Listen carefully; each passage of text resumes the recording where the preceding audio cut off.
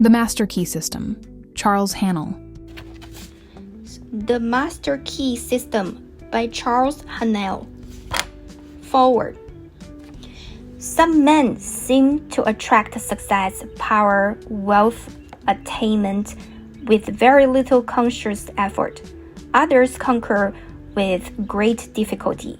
Still others fail altogether to reach their ambitious desires and ideals. Why is this so? Why should some men realize their ambitions easily, others with difficulties, and still others not at all? The cause cannot be physical, else the most perfect man physically would be the most successful. The difference, therefore, must be mental, must be in the mind. Hence, mind must be the creative force, must constitute the sole difference between men. It is mind, therefore, which overcomes environment and every other obstacle in the path of man.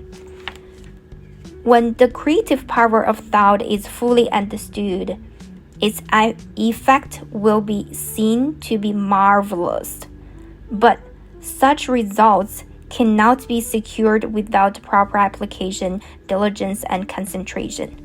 The student will find that the laws governing in the mental and spiritual world are as fixed and infallible as in the material world. To secure the desired results, then it is necessary to know the law and to comply with it. A proper compliance with the law will be found to produce the desired result with invariable exactitude. The student who learns that power comes from within, that he is weak only because he has depended on help from outside, and who unhesitatingly throws himself on his own thought, instantly rights himself, stands erect, assumes a dominant attitude, and works miracles. It is evident, therefore, that he who fails to fully investigate and take advantage of the wonderful progress which is being made in this last and greatest science will soon be as far behind as the man who would refuse to acknowledge and accept the benefits which have accrued to mankind through an understanding of the laws of electricity. Of course, mind creates negative conditions just as readily as favorable conditions, and when we consciously or unconsciously visualize every kind of limitation and discord, we create these conditions. This is what many are unconsciously doing all the time. This law, as well as every other law, is no respecter of persons, but is in constant operation and is relentlessly bringing to each individual exactly what he has created. In other words, whatsoever a man soweth, that shall he also reap. Abundance, therefore, depends upon a recognition of the laws of abundance, and the fact that mind is not only the creator, but the only creator of all there is. Certainly, nothing can be created. Before we know that it can be created and then make the proper effort, there is no more electricity in the world today than there was 50 years ago. But until someone recognized the law by which it could be made of service, we received no benefits. Now that the law is understood, particularly the whole world is lit by it. So, with the law of abundance, it is only those who recognize the law and place themselves in harmony with it who shares in its benefits. The scientific spirit now dominates every field of effort. Relations of cause and effect are no longer ignored. The discovery of a region of law marked an epoch in human progress. It eliminated the element of uncertainty and caprice in men's lives, and substituted law, reasons, and certitude. Men now understand that for every result there is an adequate and definite cause, so that when a given result is desired, they seek to condition by which alone this result may be attained. The basis upon which all law rests was discovered by inductive reasoning, which consists of comparing a number of separate instances with one another until the common factor which gives rise to them all is seen. It is this method of study to which the civilized nations owe the greater part of their prosperity and the more valuable part of their knowledge. It has lengthened life, it has mitigated pain, it has spanned rivers, it has brightened the night with the splendor of day, extended the range of vision, accelerated motion,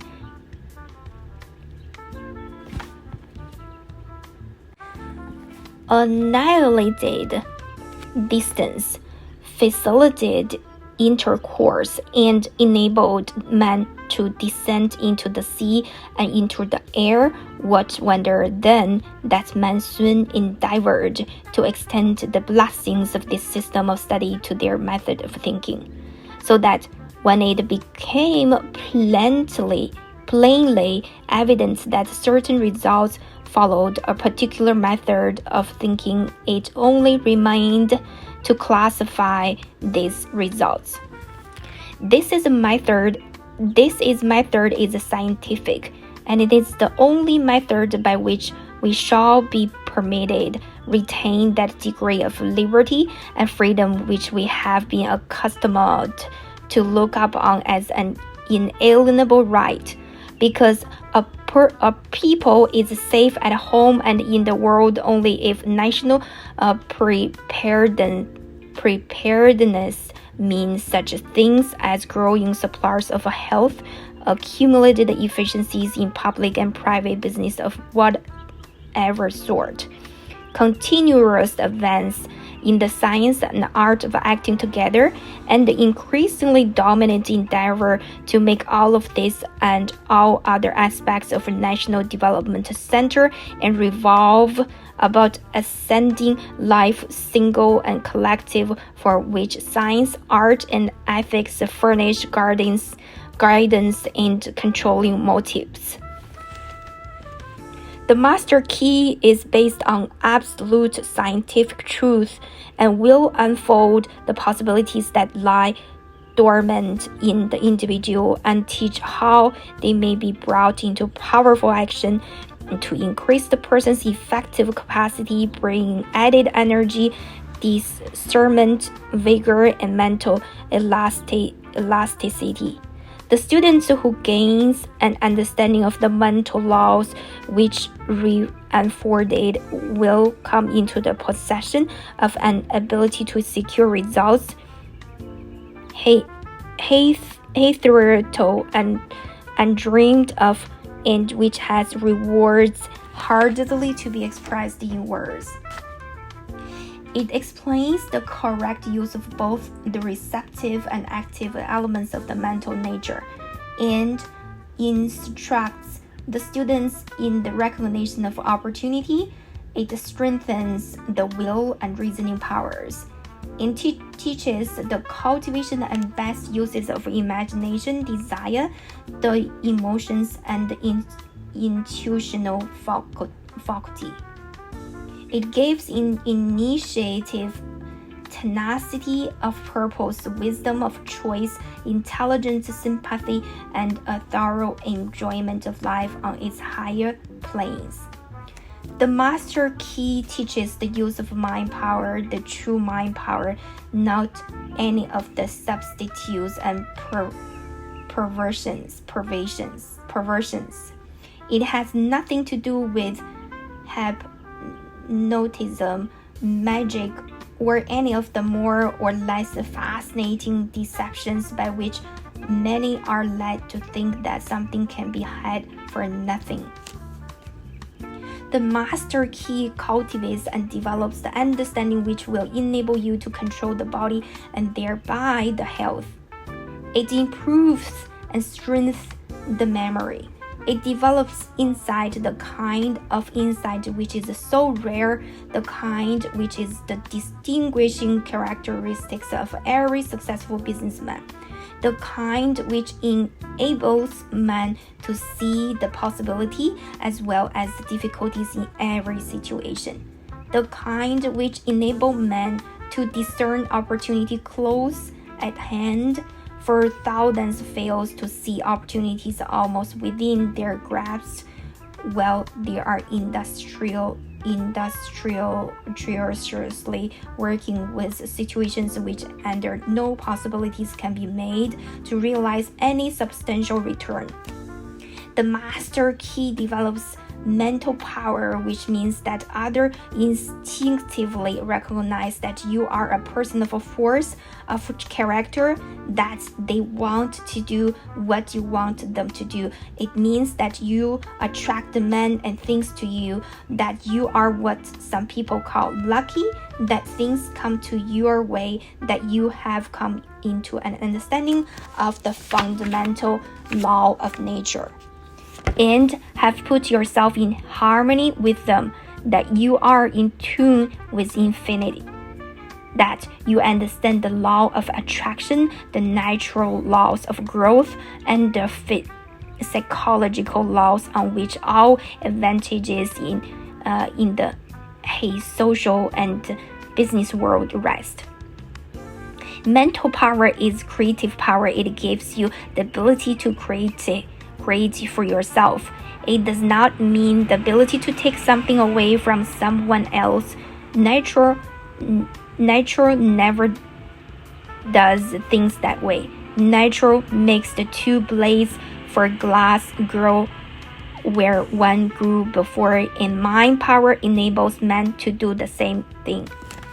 The master key develops insight and sagacity, increased independence, the ability and disposition to be helpful. It destroys distrust, depressions, fear, melancholia, and every form of limitation and weakness, including pain and disease. It awakens buried talents, supplies initiative, force, energy, vitality. It awakens an appreciation of the beautiful in art, literature, and science.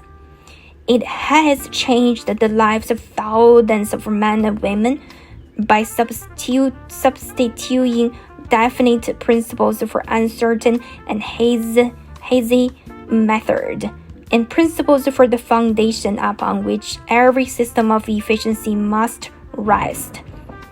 Albert Gary, the chairman of the United States Steel Corporation, said, "The services of advisors, instructors, efficiency experts in successful management are indispensable to most business enterprises of magnitude, but I deem the recognition and adoption of right principles vastly more important." The master key teaches right principles and suggests methods for making a practical application of the principles, in that it differs from every other course of study. It teaches that the only possible value which can attach to any principle is in its application. Many read books, take home study courses, attend lectures all their lives without ever making any progress in demonstrating the value of the principles involved. The master key suggests methods by which the value of the principle taught may be demonstrated and put in actual practice in the daily experiences. There is a change in the thought of the world. This change is silently transpiring in our midst, and is more important than any which the world has undergone since the downfall of paganism. The present revolution in the opinions of all classes of men, the highest and the most cultured of men, as well as those of the laboring class, stands unparalleled in the history of the world. Science has of late made such vast discoveries, has revealed such an infinity of resources, has unveiled such enormous possibilities and such unsuspected forces, that scientific men more and more hesitate to affirm certain theories as established and indubitable, or to deny certain other theories as absurd or impossible. And so a new civilization is being born. Customs, creeds, and cruelty are passing. Vision, faith, and service are taking their place. The fetters of tradition are being melted off from humanity, and as the doors of materialism is being consumed, thought is being liberated, and the truth is rising full albeit before an astonished multitude. The whole world is on the eve of a new consciousness, a new power, and a new consciousness, a new power, and a new realization of the resources within the self. The last century saw the most magnificent material progress in history. The present century will produce the greatest progress in mental and spiritual power. Physical science has resolved matter into molecules, molecules into atoms, atoms into energies, and it has remained for Sir Ambrose Fleming in an address before the Royal Institution. To resolve this energy into mind, he says, in its ultimate essence, energy may be incomprehensible by us except as an exhibition of the direct operation of that which we call mind or will. Let us see what are the most powerful forces in nature. In the mineral world, everything is solid and fixed. In the animal and vegetable kingdom, it is in a state of flux, forever changing, always being created and recreated.